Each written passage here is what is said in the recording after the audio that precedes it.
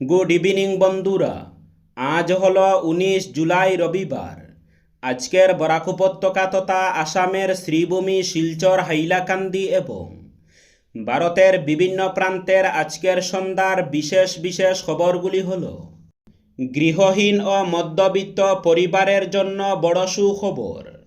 কেন্দ্র সরকার দেশজুড়ে আনুষ্ঠানিকভাবে শুরু করেছে প্রধানমন্ত্রী আবাস যোজনা আরবান PMAY 2.0 এর আবেদন প্রক্রিয়া। এই নতুন দফায় দেশের 1 কোটি উপভোক্তাকে সরকারি পাকা বাড়ি দেওয়ার লক্ষ্যমাত্রা নির্ধারণ করা হয়েছে। প্রকল্পের নিয়ম অনুযায়ী আবেদন প্রক্রিয়া সম্পূর্ণ হওয়ার সাথে সাথে যোগ্য আবেদনকারীর নাম সরকারি তালিকায় অন্তর্ভুক্ত করা হবে এবং তালিকায় নাম প্রকাশ পাওয়ার পরই নিশ্চিতভাবে পাওয়া যাবে নিজের স্বপ্নের বাড়ি। আবেদন করার জন্য প্রথমে PMAY 2.0 এর সরকারি পোর্টালে গিয়ে নিজের যোগ্যতা যাচাই করা হবে, অর্থাৎ তিনি আদৌ এই প্রকল্পের জন্য যোগ্য কিনা তা প্রথমে পরীক্ষা করা হবে। যোগ্যতার মাপকাঠিতে উত্তীর্ণ হওয়ার পর আবেদন প্রক্রিয়া এগিয়ে নিয়ে যেতে আবেদনকারীর কাছে মূলত 5টি গুরুত্বপূর্ণ নথি থাকা বাধ্যতামূলক করা হয়েছে। আবেদনের সময় প্রয়োজন হওয়া এই প্রয়োজনীয় নথিগুলির মধ্যে রয়েছে আবেদনকারীর আধার কার্ড, পরিবারের অন্যান্য সদস্যদের আধার কার্ড এবং নিজস্ব জমির সঠিক দলিল। এর পাশাপাশি পরিবারের বার্ষিক আয়ের শংসাপত্র এবং সরকারি আর্থিক সাহায্য সরাসরি পাওয়ার জন্য আবেদনকারীর একটি সক্রিয় ব্যাংক অ্যাকাউন্ট জমা দিতে হবে। সমস্ত নথিপত্র সঠিকভাবে আপলোড করে আবেদন সম্পূর্ণ করার পরই আবেদনকারীর নাম চূড়ান্ত তালিকায় অন্তর্ভুক্ত হবে এবং সরকারি পাকা বাড়ি নির্মাণের টাকা পাওয়ার পথে প্রশস্ত হবে। পুর নির্বাচনে 100% জয়ের লক্ষ্যে নামছে বিজেপি, জানিয়েছেন মন্ত্রী কৌশিক রায়।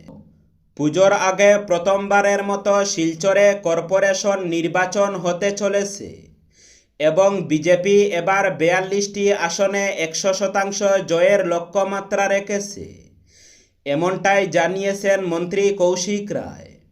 এদিন এক অনুষ্ঠানের ফাঁকে তিনি দলের সদস্যদের উদ্দেশ্যে বলেন, নির্বাচনের প্রস্তুতি অনেকটাই এগিয়ে গেছে এবং চূড়ান্ত ভোটার তালিকাও প্রকাশ করা হয়েছে। আমাদের কাজে এবার দলের তৃণমূল স্তরের সংগঠনকে আরও শক্তিশালী করা এবং উদ্দেশ্য হচ্ছে 100% সফলতা এনে মুখ্যমন্ত্রী হিমন্ত বিশ্ব শর্মা এবং প্রধানমন্ত্রী নরেন্দ্র মোদীকে বিশেষ উপহার দেওয়া। শিলচর শহরের ইতিহাসে প্রথমবার অনুষ্ঠিত হচ্ছে কর্পোরেশন নির্বাচন এবং 100% সফলতা এনে আমাদের দলকে ইতিহাসের পাতায় আরও উজ্জ্বল করে তুলব। নিটে 2026 পরীক্ষায় আবারও অভূতপূর্ব সাফল্যের নজির স্থাপন করেছে আজমল ফাউন্ডেশনের অধীনস্থ আজমল সুপার 40। এবছর এই প্রতিষ্ঠান থেকে 750-এরও বেশি শিক্ষার্থী নিট পরীক্ষায় উত্তীর্ণ হয়ে অসম সহ সমগ্র উত্তর পূর্বাঞ্চলের গৌরব বৃদ্ধি করেছে। এবারের ফলাফলে গোলাঘাটের অবিরোহণ প্রিয়ম 720-এর মধ্যে 660 নম্বর পেয়ে আজমল সুপার 40-এর মধ্যে সর্বোচ্চ স্থান অধিকার করেছেন। উল্লেখযোগ্য বিষয় হলো তিনি সম্পূর্ণ বিনামূল্যে এই প্রতিষ্ঠানে পড়াশোনা করেছেন। এছাড়া আরিয়ান হোসেন 657, মুস্তাবা এ মামুন 653, জাবেদ আক্তার 652, সুজেন কুমার রায় 637, সাহিল তানবীর 634, আরিফ হোসেন 628 এবং জাইনুর আলী 626 উল্লেখযোগ্য সাফল্য অর্জন করেছেন। ফলাফল ঘোষণার পর হুজাইয়ের বরপুকুরস্থিত নাজির আজমল কলেজ অফ এডুকেশন প্রাঙ্গণে সফল শিক্ষার্থীদের ঐতিহ্যবাহী ফুলাম গামছা, জাপি ও সরাই দিয়ে সংবর্ধনা জানানো হয়। অনুষ্ঠানে অভিভাবক, শিক্ষক শিক্ষিকা এবং আজমল ফাউন্ডেশনের কর্মকর্তারা কেক কেটে এই আনন্দ উদযাপন করেন। অনুষ্ঠানে প্রধান অতিথি হিসাবে উপস্থিত ছিলেন অলিউল্লাহ আজমল। ফের গর্জে উঠল অসম পুলিশের বন্দুক। এবার জালুকবাড়ি থানার পুলিশের গুলিতে আহত হল এক কুখ্যাত চোর।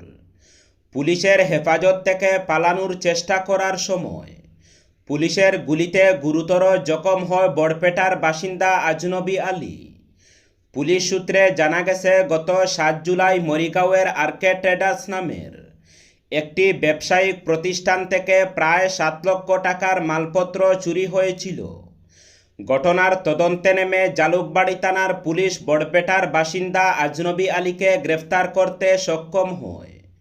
শনিবার রাতে ধৃত আজনবী আলীকে সঙ্গে নিয়ে চুরি যাওয়া সামগ্রী উদ্ধারের উদ্দেশ্যে মরিগাঁও এলাকায় অভিযান চালায় পুলিশের একটি দল। অভিযানের সময় ঘটনাস্থলে পৌঁছানোর পর হঠাৎই পুলিশের চোখে ধুলো দিয়ে পালানোর চেষ্টা করে আজনবী। পুলিশ জানায়, অভিযুক্তকে নিয়ন্ত্রণে আনতে এবং তার পালানো রুখতে বাধ্য হয়ে গুলি চালানো হয়। গুলি তার পায়ে লাগলে সে মাটিতে লুটিয়ে পড়ে। পরে পুলিশ তাকে পুনরায় হেফাজতে নেয়। গুলিবিদ্ধ আজনবী আলীকে দ্রুত উন্নত চিকিৎসার জন্য গুয়াহাটি মেডিকেল কলেজ ও হাসপাতালে ভর্তি করা হয়েছে। বর্তমানে কড়া পুলিশি নিরাপত্তার মধ্যে তার চিকিৎসা চলছে। এই ঘটনাকে কেন্দ্র করে গোটা গুয়াহাটি মহানগরীতে ব্যাপক চাঞ্চল্যের সৃষ্টি হয়েছে। শ্রীভূমির জেলা কৃষি আধিকারিক এক বিজ্ঞপ্তি যুগে জেলার পঞ্জীয়নকৃত কৃষকদের কেন্দ্র সরকার পরিচালিত জাতীয় খাদ্য সুরক্ষা ও পুষ্টি মিশন যোজনার মাধ্যমে ও জেলা কৃষি বিভাগের ব্যবস্থাপনায় রেহাই মূল্যে মাসকলাই ও মুগ অর্থাৎ ডাল জাতীয় শস্যের বীজ জেলা কৃষি আধিকারিকের কার্যালয় থেকে বিতরণ করা হবে বলে জানিয়েছেন। এতে জেলার ইচ্ছুক কৃষকরা নিজ নিজ পঞ্জীয়ন নম্বর ও আধার কার্ডের মাধ্যমে রেহাই মূল্যের ওই বীজ ক্রয় করতে পারবেন। তাই জেলার কৃষকদের জেলা কৃষি আধিকারিকের কার্যালয়, রামকৃষ্ণনগর মহকুমা কৃষি আধিকারিকের কার্যালয়, কৃষি উন্নয়ন আধিকারিক অথবা সংশ্লিষ্ট এলাকার কৃষি সম্প্রসারণ কর্মীর সঙ্গে যোগাযোগ করতে অনুরোধ জানানো হয়েছে। গ্রাম উন্নয়নের স্বার্থে গৃহীত প্রকল্পগুলির সুফল যাতে সাধারণ মানুষের কাছে দ্রুত পৌঁছায়, সেই লক্ষ্যে সংশ্লিষ্ট আধিকারিকদের প্রয়োজনীয় পদক্ষেপ গ্রহণের নির্দেশ দিলেন মন্ত্রী কৌশিক রায়। শনিবার লক্ষ্মীপুর বিধানসভার অন্তর্গত লক্ষ্মীপুর বিন্নাকান্দি এবং রাজাবাজার উন্নয়ন খণ্ডের অধীনে গৃহীত বিভিন্ন উন্নয়নমূলক প্রকল্পের কাজের অগ্রগতি এবং ভবিষ্যৎ পরিকল্পনা পর্যালোচনা করতে গিয়ে এ নির্দেশ দেন মন্ত্রী কৌশিক রায়। শনিবার লক্ষ্মীপুর সমজেলা আয়ুক্ত কার্যালয়ের কনফারেন্স হলে পর্যালোচনা সভায় বিভিন্ন প্রকল্পের বাস্তবায়নের অগ্রগতি, নির্ধারিত সময়সীমার মধ্যে কাজ সম্পন্ন করার লক্ষ্যে প্রয়োজনীয় পদক্ষেপ এবং উন্নয়নমূলক প্রকল্পসমূহের বাস্তবায়ন সম্পর্কে বিস্তারিত পর্যালোচনা ও আলোচনা হয়। এদিনের গুরুত্বপূর্ণ সভায় লক্ষ্মীপুর বিধানসভার অন্তর্গত লক্ষ্মীপুর বিন্নাকান্দি এবং রাজাবাজার উন্নয়ন খণ্ডের অধীনে বাস্তবায়িত ও প্রস্তাবিত বিভিন্ন সরকারি প্রকল্পের কাজের অগ্রগতি নিয়ে বিস্তারিত আলোচনা হয়।